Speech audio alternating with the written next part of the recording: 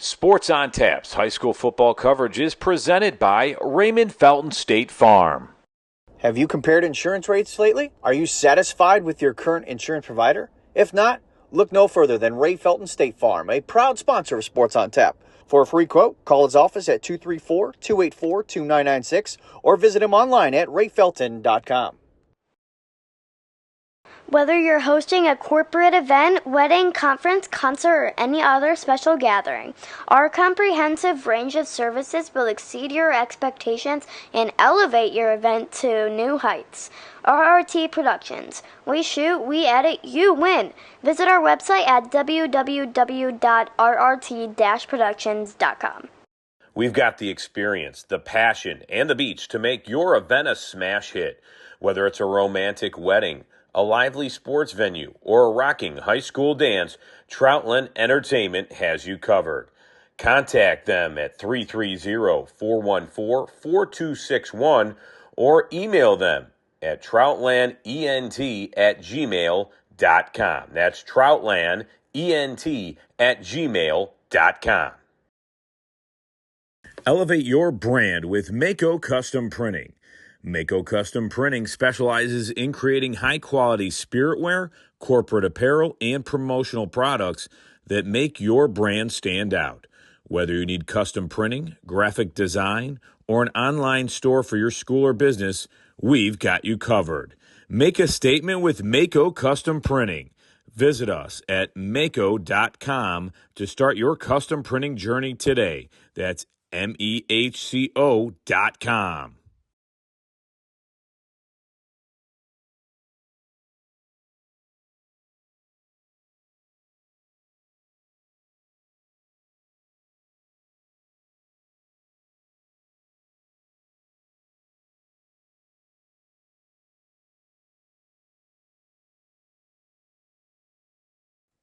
And welcome everyone to Sports on Tap Extra, presented by Raymond Felton State Farm Insurance. Make sure you check out his website at www.rayfelton.com. It's located in beautiful Hudson, Ohio. Get a quote on home, life, and auto insurance needs. Make sure you check out his sponsorship and all of our tremendous sponsors throughout the course of the opening and at the end of this extra show. My name is Jacobson, and as we continue to wrap up the course of these high school football coaches getting ready for this upcoming 2025 season, this afternoon, we are joined by the Revere Minutemen head football coach, Robert Nickol, who is going into his fourth season as the Minutemen coach. Coach Nickol, thank you so much for taking the time and joining me this afternoon. I appreciate us having me. It's always a great time to come on and talk to you guys, talk about our program, and talk about all the kids around high school football. So thanks for having me. No problem. So, Coach, we'll recap of last season. Obviously, last year, you guys finished off the regular season at 6-4 with a winning record. You guys go into the playoffs against Copley, which was the first time that rivalry has never had a playoff game. And you guys go in there and you beat Copley to achieve your first playoff victory since 1998 and a tough loss against Toledo Central Catholic. But what a great season for you guys. I mean, 7-5 to achieve a playoff victory for the first time since 1998. That says a lot of what you guys achieved last year and got a good momentum going into this season. So just kind of talking about how last season went for you guys overall.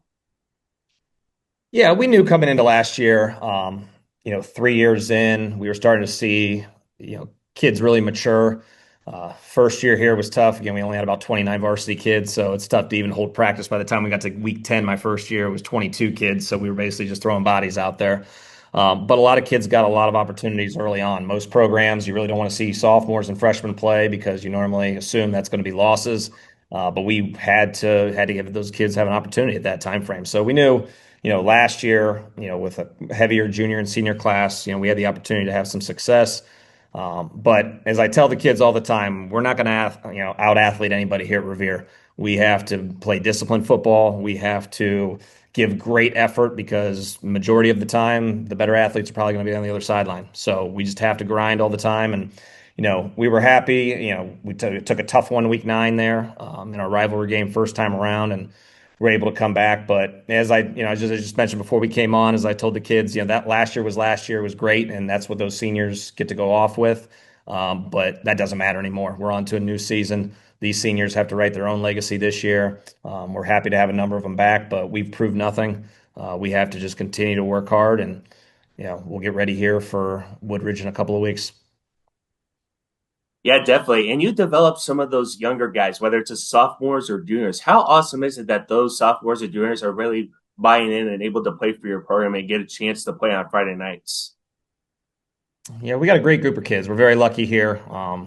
Come from great families, so it's just pulling them in the right direction. When we first came in, I told them the knock of Revere was, coming from the outside. Everybody just kind of assumed there was a lot of entitlement and that physicality wasn't there, the toughness wasn't there. So we spent the majority of our camps just really playing very physical. I mean, to the point where I was probably a little bit going overboard, and probably a few too many guys are getting nicked up here and that, and so.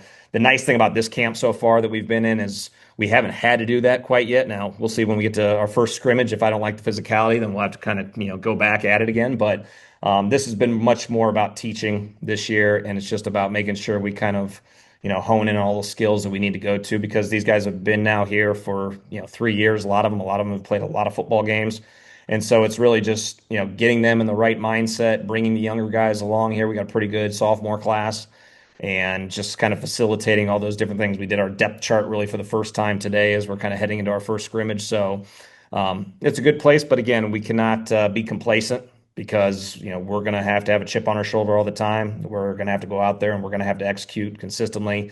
We're not going to wow anybody with our skill sets. It's just going to have to be our hard work, and we say that constantly in what we do here. Yeah, definitely. I don't even talk about their seniors because this is their chance to write their own story, like you mentioned before. I'll even talk about some of the seniors, Joe Rozak, Elijah Cedar, James Perry, Donald Blanchard. Talk about how those guys would really be a big impact to bring that senior leadership to you guys on the field. Yeah, like anything, and I said it, when I got here 3 years ago, we had about 15 guys in the weight room, and I think 13 of them were freshmen at that time, and that was James consistently there, and Joe has always been there. So that showed me something when they were 14 years old, and so they've made great strides. They worked their tails off from January 1st until once we get into the season. We're definitely a team that's going to be built in the trenches. Having the opportunity to return 4 or 5 offensive linemen. Dylan and Elijah, defensive tackle for us. Both will be multiple year starters. So we're built in that realm. So, they've had the opportunity to play, but again, that doesn't mean anything for their senior season. This is a whole new year. So they just have to take the experience that they were lucky enough to get, being playing in a few playoff games now, and it's got to translate, to the next season. And they got to take a different step in the locker room. They relied on guys in the past, the seniors, to take those things like guys like Aiden McKee this last year, and now they are the ones that are taking that leadership role. So it's more than just their play on the field. It's trying to gravitate and bring those younger guys along because even though we've got a decent amount of guys back, there's still a lot of holes that we have to fill, and it's going to be filled with probably sophomores and first-time juniors playing for the first time. So, they've got a lot on their plate, and they understand that, and I'm trying to push them very hard right now before school gets started, and then we all start kind of, getting a lot on our plate, is to make sure that we're focused on the task at hand, and the task at hand is just getting better each day, and, we're going to be happy to finally make contact with somebody else here on Friday, and just kind of that's our first checkpoint and start moving in to getting ready for week 1. Yeah, Coach, besides talking about those 4 seniors, who are really some of the other players to really look out for your team going into this season? Yeah, I've been pretty happy so far in what we've gotten from like our wide receiver bunch, to be honest with you guys, like Harrison Travancar, Nick Hall, Uriah Pulliam, who's a basketball kid that we've been brought along. We've been predominantly known, we run the ball probably 75-80% of the time. And so with those receivers, and then, we do have a quarterback battle this year that we're going through with 2 seniors. I'm pretty pleased about where they have so far been ahead of camp. Normally, or this early in camp, your defense is pretty much pouncing on your offense consistently, and those guys have been able to make a few plays. Ty Freight's another one. He plays on both sides of the ball, offense and defense, and he's going to be a 3-year starter too. A lot of those guys, like I said, that played since they were sophomores. So I think you're going to see this year some guys pop up. We got a guy like Mario Brienza, who's an outside linebacker for us, who only played special teams the last couple of years, but now he's kind of rotating into a spot that was filled by a kid that graduated last year. So I think there's a handful of guys. Calvin Childs at tailback for us. He's a junior for the first time. He's going to get an opportunity to play a little bit to facilitate guys like Jaleel Blanchard and James Perry. So, like I said, we've got a good group, but there's going to be a lot of guys that are going to be first year starters, and they're going to have to show up because it's a week by week process to keep their position. And hopefully we do a good enough job as coaches over the next 2 weeks to make sure that we're prepped for all that. Yeah, definitely. And looking back on last year, whether it was the success in the regular season and the playoff win, what are some of the biggest things that you could look back on at last season as you guys look to improve going into the 2025 season? Yeah, I think the biggest thing was building on depth. It's not something that we've had a ton of here the last couple of years. So you got a lot of guys that go both ways. We're hoping that if we can pull these juniors along and some of these sophomores that are kind of tweeners, that will alleviate, some of those times when we guys were playing 100 to 120 plays. So we're looking to pick up on that. Like anything, we're built to run the ball and stop the run, but we've also got to stop the big plays. We gave up way too many big plays in the past game last year, and that's something that's been a focus for us. And then we got to create more as well for ourselves. So that's an opportunity, I think, where we really haven't had that over the last probably 2 years, to make those big plays. That's kind of what we're looking to do because it's hard like anything in football to grind the ball, 12, 15 times in a series and assume you're going to be able to punch in at the end. So we're going to need some of those electric plays that haven't been there. So we've kind of had a focus on that, and being able to put guys in the right position. And then again, being able to stop the big play. Like I said, we're not going to be the fastest bunch in the world, never are. But doesn't mean that our discipline and our coaching and our effort can't be there consistently. And so I've been lucky to have a veteran staff here. Guys have been around the game for decades and decades, and we've been pushing that nonstop so far through camp. Yeah, definitely. And I'll even look back at the Suburban League last year, Coach. You went 3-4, included that playoff win against Copley and that. What are some of the biggest things that you could look at the suburban teams from last season as you guys look at to compete against some of those teams once again going into this season? Yeah, it's just such a tough conference. Everybody's coached well. There's depth all over the place. We're kind of all jammed in the middle. Obviously, when you got teams like Aurora and Highland, and then on any given year, Barb and Talmadge, obviously our rivals in Copley. I mean, it's all over. Kent, I know they're up and coming right now. So it's a grind consistently. I mean, one of the things I keep pushing the kids is we may have had a winning record last year, but it's been, roughly, I believe, about 6 or 7 years since Revere has had a winning record in the league. And so that's something that we're pushing. Hey, these are the teams that we play each and every year. The last couple of years with Talmadge, it's come down to the wire, and they've come out on the better end against us. So, those are just the things that we understand. Once we have our non-league schedule, we kind of break it down. We have our non-league, we have our league, and then we have our rivalry game. And those are like three separate seasons, all within themselves, and you got to prep accordingly. So right now, our focus is mainly just on getting ready for that non-league group and mainly week one. But once we get into the schedule and get into the Suburban League, it's going to be physical. It's going to be tough. I tell the kids all the time, love all of you, but understand that there's going to be a few of you that aren't going to be probably making it with us by the time we get to week 8, week 9, week. It's just inevitable. It's just that's the type of football that's played in the Suburban League. It's a physical, game, and it's just navigating that as best as we possibly can. And like I said, great coaches. We're all very familiar with each other, so it's just on making sure that some of the losses we've had the last 2 years, a lot of them have been in the fourth quarter, and that's on me, to make sure that we are in the right spots to take advantage of those games this season rather than blow those things at the end. So they know it's always going to be tight, but again, it's a great league, and so our focus in that right now is just on tomorrow. But big picture, we know what we got coming up over the next couple of months. Coach, I'll even talk about your non-conference schedule because weeks 1 and 2, you face Woodridge and Garfield, and you won both of those games last year. And then this year in week 3, you get a Cleveland West Conference team at Valley Forge. Talk about how that non-conference schedule really prepares you guys to go into the Suburban League going into week 4. Yeah, so it's a combination of different things, right? Woodridge is just, yeah, they got a ton of speed, ton of athletes. They are always just really tough. Even last year, where we thought we were coming in, pretty well, ready to go. It was a grind. I mean, it was a 7-6 game where it was a extra point at the end that kind of was able to get us by. So, and I know they got a new coach; they're only going to be ready to go. So that one is a backyard rivalry. A lot of kids know each other from both schools. It's close. So that one, it's almost like playing a little bit of a rivalry game week 1. So that kind of takes a little bit out of you. Garfield, Coach Boyd does a fantastic job each and every year, and they've only gotten better over the last 5 years. So we know that's also going to be an unbelievably physical game. And then Valley Forge, it's something new to us a little bit this year. We were able to kind of peek them a little bit at times on film. So we know it's going to be, and it's on a Thursday this year. So it's going to be at Parma Byers. So it's going to be kind of in a different environment and different setting. Anytime you play games that aren't on your natural Friday night, you never know what to expect from the kids. So they all create a very, very unique challenge. So, like I said, right now our focus is just getting better day in and day out, navigating as we get to week one. But yeah, I mean it's going to give us kind of three different looks before we even get into the Suburban League. Coach, this is your fourth season, and I'll even look back when you took over the program. Year one, you went 3-7. You kind of improved in year two to 5-6, and then last year went to 7-5, won that playoff game.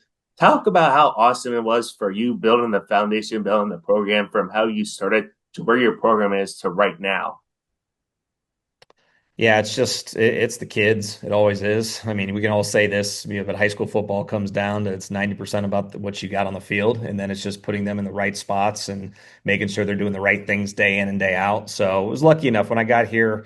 We had a lot of small classes that had come up. There hadn't been teams that had played, seventh and eighth grade football. They had to play a lot of combined season. That's tough because when you lose a season, you got to play combined. You're not really getting yourselves ready. So I walked into a group of 32 freshmen at that time. Now, we're in the high teens still of that group. So you look back on it like, what could I have done to keep some more of those kids out? But it's inevitable. Attrition's going to lose kids from the time they become freshmen until they become seniors. So it's just a buy-in. It's just, providing them with competition and really trying to start it all the way from the youth.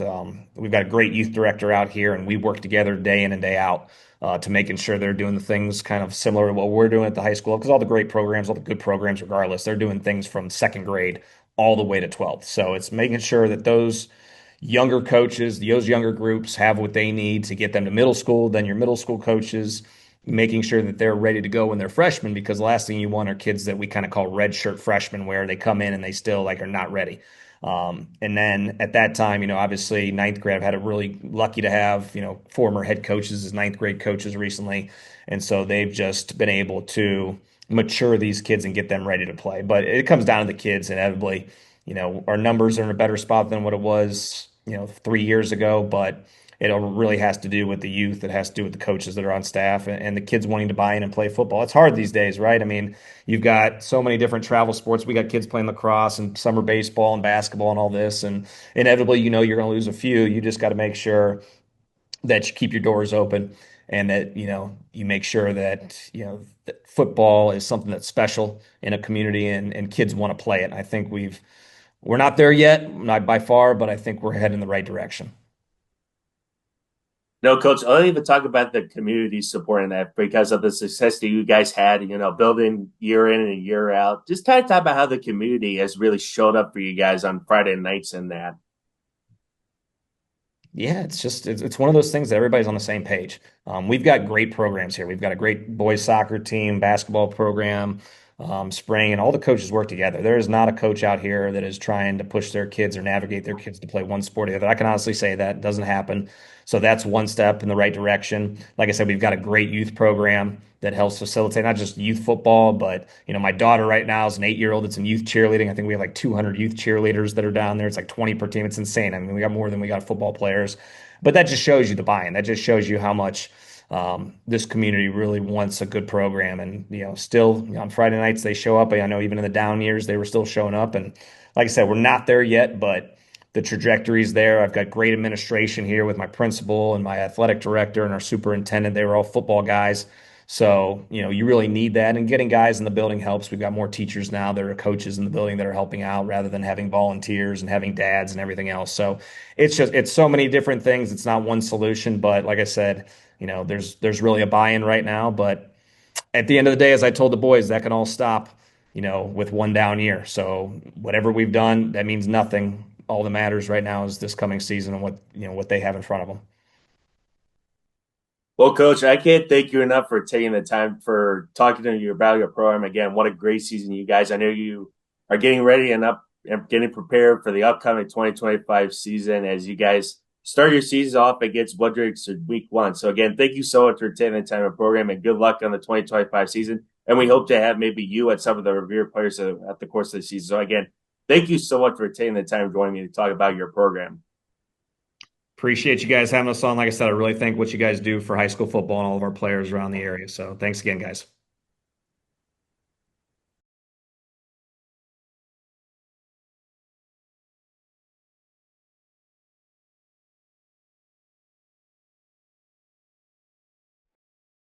Sports on Tap's high school football coverage is presented by Raymond Felton State Farm. Have you compared insurance rates lately? Are you satisfied with your current insurance provider? If not, look no further than Ray Felton State Farm, a proud sponsor of Sports on Tap. For a free quote, call his office at 234-284-2996 or visit him online at rayfelton.com. Whether you're hosting a corporate event, wedding, conference, concert, or any other special gathering, our comprehensive range of services will exceed your expectations and elevate your event to new heights. RRT Productions. We shoot, we edit, you win. Visit our website at www.rrt-productions.com. We've got the experience, the passion, and the beach to make your event a smash hit. Whether it's a romantic wedding, a lively sports venue, or a rocking high school dance, Troutland Entertainment has you covered. Contact them at 330-414-4261 or email them at troutlandent@gmail.com. That's troutlandent@gmail.com. Elevate your brand with Mako Custom Printing. Mako Custom Printing specializes in creating high-quality spiritware, corporate apparel, and promotional products that make your brand stand out. Whether you need custom printing, graphic design, or an online store for your school or business, we've got you covered. Make a statement with Mako Custom Printing. Visit us at mako.com to start your custom printing journey today. That's MEHCO.com.